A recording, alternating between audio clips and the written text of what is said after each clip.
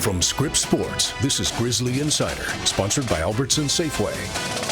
Hello, everyone, and welcome into the Griz Insider here on the Montana Television Network as the Montana Grizzlies officially kicked off the season against Central Washington this past Saturday. Alongside the voice of the Griz, Riley Corcoran, I'm Kyle Hansen, and we are here to break it all down for you as we look ahead to North Dakota but look back against the Wildcats. And Riley, first of all, glad we finally had a game to talk about, and boy, it was a lot of fun on Saturday night. It really was. The atmosphere was great. We knew it, Kyle, and I think that we all maybe enjoyed the early bye week, and then as the week kind of drug on, Wednesday, Thursday, I was getting antsy, and I think the players were, the fans were, that the last Division I team to finally kick it off, but I think the wait was worth it, and the Grizzlies certainly found their groove in the second half. No doubt about it. The Grizzlies not the only people trying to get in that first game mode. We got to start with Eli Gilman, right? I mean, what a game for him. Just fans as a whole were just excited to get him back, right? It was such huge news for him to return. Redshirt junior year, we all thought this was going to be a big year. He's gotten pretty much every preseason accolade you can get. 15 carries, 198 yards, 3 touchdowns. I mean, just what can you say about his performance? Can you have a better start to a season than Eli Gilman? I mean, all the hype coming in. He loves being a Montana Grizzly, but also he loves this specific football team with how close that they are, and you could really tell that he has taken on that leadership role a bit this year, and my goodness, he leads by example. 15 carries, 198 yards, a new career high. Just when we think that, okay, he's run out of superlatives that we can use to describe him, the way that he's patient with his running, you can just tell he's found a different gear. He's more mature this season, and Kyle, I think that the offense in general is going to follow Gilman with the big play ability, but we saw that on display in game 1, busting that long run loose. No doubt about it. Gilman, of course, moves into 6th all-time as a Montana Grizzly for career rushing yards, and as you mentioned, with the big play ability, Michael Wortham, unreal, right? You look at him, Stevie Rocker with a couple of big plays as well, Kaylee Yacht settling in now that he has the keys to the offense. As you look at that first half where there were some growing pains and some kinks early, what kind of stood out to you? Yeah, first half, I really felt that you could tell Central Washington had a game under their belt. The Grizzlies did not. And not to put any excuses out there for the rust, but it took them a little bit to get going. And I think maybe the decisions from Kaylee Yacht when it comes to an interception or two, it'll be easy to go under the microscope and say, okay, maybe that wasn't a good play. But at the same time, I think collectively, he got the Grizzlies in a groove a bit, and he responded well. I think the interception in the first half, we were talking a lot about it during the game itself, Kyle, where the time of possession battle, Central Washington, it felt like they really controlled the clock. It was more at their pace in the first half, but then in the second half, the Grizzlies really turned it on. And you could see that, right? Yeah. You could see maybe things settle in a little bit, whether it was pregame jitters or it was kind of settling into what they were trying to do, right? And you look at both sides of the ball for that reason, because first half, struggling a little bit to tackle was kind of what stood out to me on the defensive side. Get some key stops, some guys making some plays. Caleb Botlewski, 3 tackles for loss. You turn to the second half, and I thought they dialed in a lot more. Micah Harper gets that big interception, and then the Grizzlies turn it into points with the big home run play from Michael Wortham. And then in the fourth quarter, Cade Cutler comes in big off the bench. 3 straight stops, including a sack with Geno Leonard. And to me, that sequence and play maybe doesn't happen in the first half, and you saw him settle in. I really like that you keyed in on that sequence. Cade Cutler, Geno Leonard, to combine for that sack and to build that momentum. I felt that we knew the Grizzlies were going to rotate. They needed to find the right mix of who was going to play well together. And I think in the second half, we saw that. And to outscore them 28-0 the final 34 minutes, that was maybe a better glimpse of what you're going to see with this Grizzly team, and quite frankly, what they're going to need to play like for next week when they take on North Dakota, which we will chronicle here later on in the show. Looking forward to it, absolutely. Going to be a big game here in Missoula. As a whole, you kind of just look at a win, right? As if you're the Grizzlies, you're like, hey, it was a long wait to start. They got the win. I think that's probably your biggest takeaway. Whether there were some hiccups or whatnot, that's all that really matters. And I will use a little bit of coach speak here. We're going to talk with Coach coming up, but you don't want to play your best game in week 1. Right. Sure, it wasn't perfect by any stretch of the imagination, but we saw glimpses, and I think enough to give us excitement, but also for the Grizz fans out there to, again, go under the microscope and say, okay, we need to work on these 2 things as well. So I really do think, Kyle, a perfect start to the season, and now a big test this week. Absolutely. 42-17, Montana Grizzlies get the season opening win. We've got a great show coming your way here on the Griz Insider. We're going to take a quick break, but on the other side, head coach Bobby Houck will join Riley next.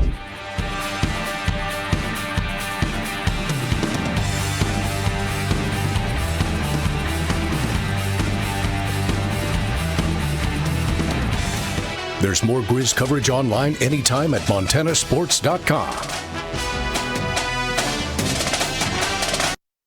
Welcome back to Grizzly Insider, sponsored by Albertson Safeway. And welcome back to the Griz Insider, a game to talk about and a very impressive win to talk about for the Montana Grizzlies. Here to break it all down, head football coach Bobby Houck, beginning his 14th year.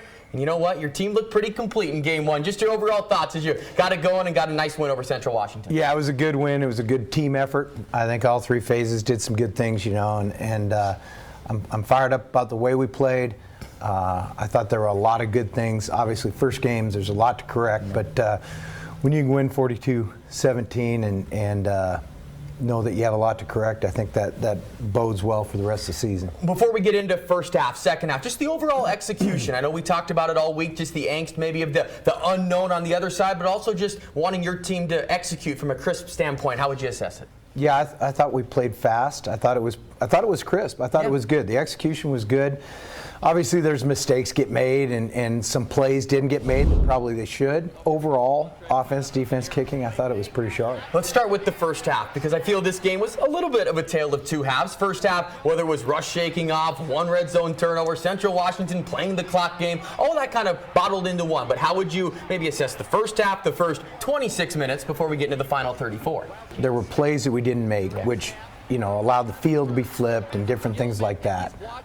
Go down the field, throw an interception in the end zone, not put an edge on the defense versus stretch run game, or not fast enough doing that. We let the running back out on one. Just there was a couple things. There are plays that we can and I think will make.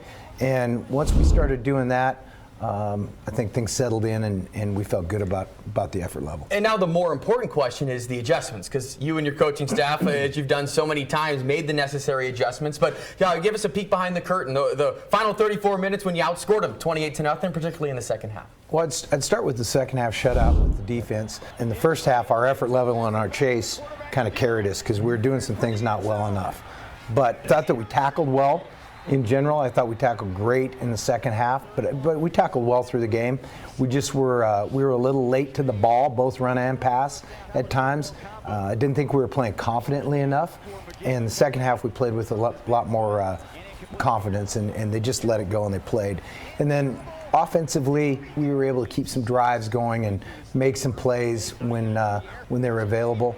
We let a couple things go in the first half. So those two things happened. Offense was playing well, defense was playing well, and then the special teams area, we were really good, which I was, you and I talked about it. I was a little concerned going into the game, and we played well in the kicking game. Yes, you did. A lot of dynamic returns. We saw Michael Wortham. We saw Drew Deck. Nearly another special teams touchdown. We'll have to wait another week or so for that one, Coach. But I told you it wasn't going to happen, so I was right again. Yeah, of course you were right. Got to put another one on the ledger for Coach Houck. Yeah. Let's focus in on your running game. Anytime you rush for over 300 yards, it's mighty impressive. You have a stable of running backs. That is well chronicled by now. We'll talk with Stevie Rocker coming up, but obviously the straw that stirs the drink a bit is Eli Gilman. He started the season off with a bang and had a career high with the 198 yards. Just talk about the running game. Yeah, a couple things. If you rush for, I don't know if we've ever lost a game when we rush for 250 or more. I don't know that that's happened. We rush for over 300. We're going to be really hard to beat when we do that, if not impossible to beat.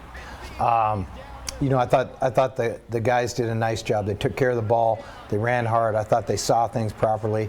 And then, obviously, in conjunction with that, I thought the offensive line really came off the ball well. I thought the tight ends blocked really well and were assignment conscious and did a good job. I thought we moved people off the line of scrimmage, and that bodes well for our run game. And when the run game plays well, the quarterback's going to play well because he's got a lot more freedom to see things, and it sets everything up. Not only a career high for Eli Gilman and Stevie Rocker, new career high in passing yards for Kaylee Iyad. All right, Coach, we'll transition. Final question for you about the marquee game of the week in the FCS. The two premier leagues in the FCS and two of the premier programs in North Dakota and Montana square off. Just the early look on the Fighting Hawks.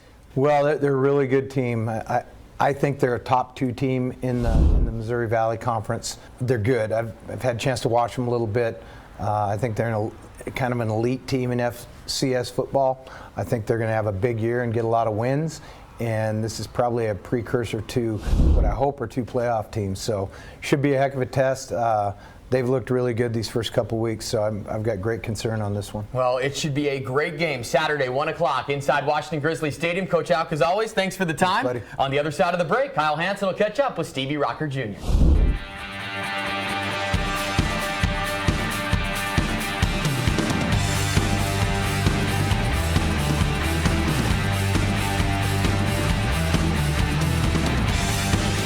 Get social with Grizzly fans and follow MTN Sports on Facebook, Instagram, and X.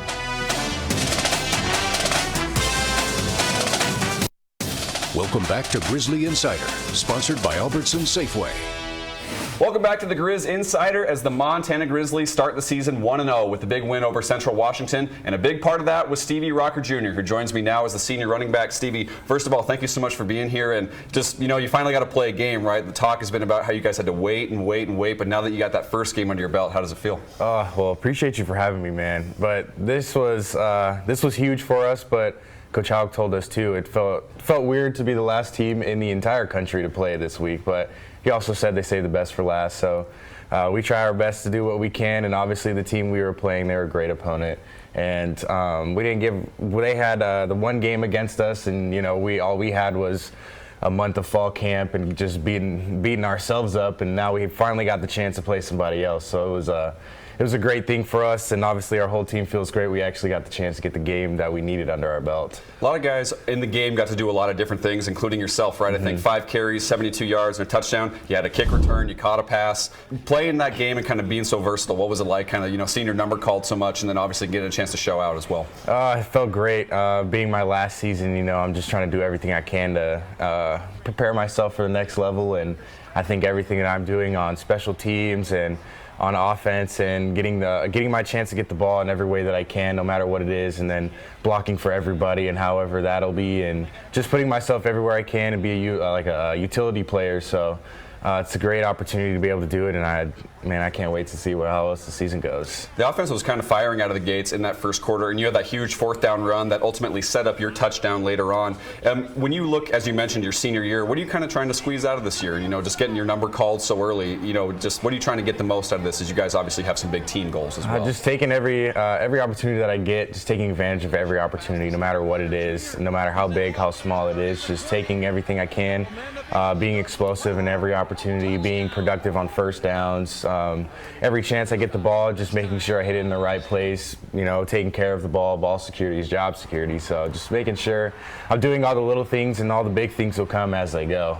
So big news obviously for you this last week as well off the field with the Be The Match initiative that the Grizzlies have been a part of the last several years, and we've seen a number of guys selected in this process through bone marrow transplants, and you are one of the latest ones. Obviously Sloan McPherson, Ryan Burke, Justin Green, and Mick Delaney was a big part of it. Walk us through that process and then just what that meant to you to see that for a 6-year-old in Argentina who you helped save a life. So the process of it at first was kind of, you go in, you do the swab, and you kind of think, this might not happen. If it does happen, it'll be probably 3-4 years down the road or so on. So I kind of was doing it thinking it'll be it'll be over, it'll be way down the road. And I was thinking I'd do blood because they said bone marrow is like a 10% chance that you would even get that. And so I get the text and I get called and they tell me, hey, we got a match for you. So I had to do a bunch of different blood works to see if I was an official match for them. Then they finally told me what I was going to be doing, and they said, hey, we got you in a match for a bone marrow donation for a 6-year-old in Argentina. So I was like, yeah, I don't see any reason why I wouldn't do it. I was never going to say no to that anyways. So I was like, yeah, of course, I'm all for it.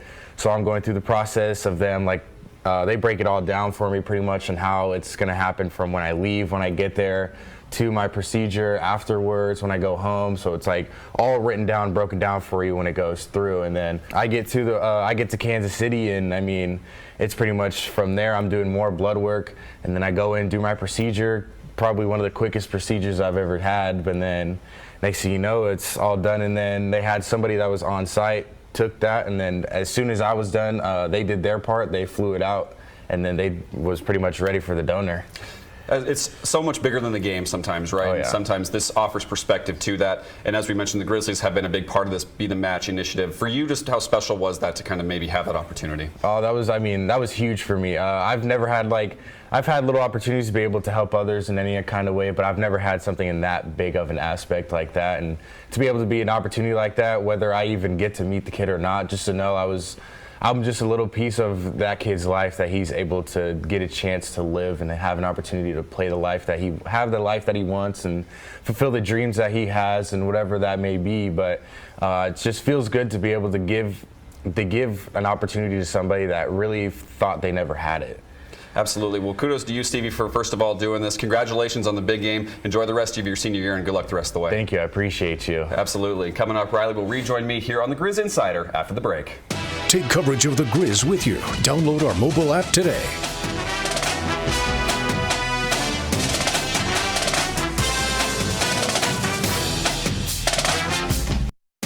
Welcome back to Grizzly Insider, sponsored by Albertsons Safeway. Welcome back into the Griz Insider. Great stuff there from head coach Bobby Hauck and Stevie Rocker. And Riley joins me again now as we look ahead to the big game against North Dakota, which will be a top 20 clash in Missoula and a big game early in the FCS. So Riley, kind of 10,000-foot view of the Fighting Hawks. There's some new nuances with this team. It's not going to quite be the team they saw last year, which I think is going to make it a lot of fun on Saturday. It will make it really fun. And this is not your North Dakota 3 yards in a cloud of dust anymore. This is a new look team, and they have a new identity. And I think it's a little bit exciting. Kyle, Eric Schmidt comes in as the head coach, a new quarterback in Jerry Kaminsky, and they are lighting up the scoreboard. I think everybody nationally knows that they had Kansas State on the ropes, lost that game by 3, but then to me it was more the style last week against Portland State. Are they that offensive team, or was that just a one-off? No, they proved it. They put up 50 points, and it was it was over early, let's just say, in that game. But North Dakota, they're a different looking team than in years past, and some have them in their top 10 this week. It is a top 20 showdown, but they might be the third best team in the Missouri Valley. This is a great test. This is the perfect test for the non-conference for the Montana Grizzlies. It's going to be really interesting because you look at that game last year. It was such a pivotal point of the Grizzlies season and what was going on with them, because obviously that first half, Montana looked like world beaters. You know, Ayat got the start. Everybody was clicking. Aaron Fonce had a touchdown. Xavier Harris, Eli Gilman busted another big touchdown. And then that second half, you really saw the things they needed to clean up, right? The tackling wasn't there. They couldn't get off the field on third down. And then on the flip side, the offense couldn't get anything going. And so it's interesting how last year's game was kind of, you know, in small order, a view of what the season would end up being. But like this year, this could be a big game, and you know, it feels like it could be on the other side, especially because it's at home too. I think so. It's a great comparison on your point, to where I know we all looked at each other at halftime at the Alara Center last season and went, Frisco? Wow, this team looks that good. And then in the second half, they looked that bad. And a lot of that had to do with North Dakota, the style and time of possession. We can get into all of that. But when you look at Montana, finding that consistency, and I think that you come back home this year, and we'll see with Coach Hauck throughout the course of the week how much he wants to play the compare game. But that game from last season was the pivotal point. I think, to where, okay, you had some uneasy points. Now this year, can Montana have that signature win in the non-conference? We might not feel it quite yet because it's still midweek. But when we get to Saturday, this will be the marquee game in the nation. Montana's had a while to maybe make their first presence felt to everyone around the country. This will be the first test. And as you mentioned, Jerry Kaminsky, kind of the straw that stirs the drink. It's basically, you know, what he's been doing so far, especially as a guy who's been on the roster. Simon Romfo was the guy last year, quarterback. Jerry Kaminsky has completely taken over. Like you mentioned, that Kansas State game, it's going to be a lot of fun. And I think if you're the Grizzlies, you're excited you got this first one out of the way, because you see some things you can clean up now. North Dakota's got 2 games on film now, and now you can see some tendencies there. And I think that might help them a lot as well. I think so. And you look at North Dakota's route. They went to Kansas State, back home, and now they come to Missoula. Montana, well rested, got the rust off a little bit. I think on paper that certainly favors them. The crowd's going to have to get behind them. But one thing that we've seen, Kyle, the slower starts at home. That was a trend last year, and we saw it against Central Washington. I feel especially in this game this week, you have to throw the first punch, establish yourself. Could we see an old-fashioned shootout? I don't think anyone thought, maybe on paper, North Dakota, Montana, watch the scoreboard light up. It very well could be on Saturday. I would not say no to it. Absolutely. I would be okay with that. Absolutely. Going to be a fun one on Saturday here in Missoula, and what's going to be a big clash of FCS powers. We'll be right back on the Griz Insider to wrap up the show next. Well, we're excited for the big one this Saturday between Montana and North Dakota, but this past weekend was a big one at the University of Montana, as fall sports are in full swing, and it was quite the weekend for UM. Yeah, you can't ask for a better weekend. Not only is everybody at home, Kyle, but a perfect 5-0 weekend. Grizzly volleyball and the Ellison Invitational. What a great response after a tough opening weekend where they beat Oakland twice. They beat North Dakota State once. So Allison Lawrence's crew is rolling. And then Grizzly soccer. They took a little bit of a break after a long, extended August with 5 matches, but good one there, and certainly will set the stage for a great weekend in Missoula with pregame coverage beginning at 11 a.m. on the Grizzly Radio Network. We cannot wait for this showdown with North Dakota. Going to be a lot of fun. Of course, kickoff at 1 p.m. between Montana and North Dakota. You can catch Riley on the Grizzly Radio Network and catch our broadcast on Scripps Sports, and we'll see you back here next week on the Griz Insider to break it all down. Have a great weekend.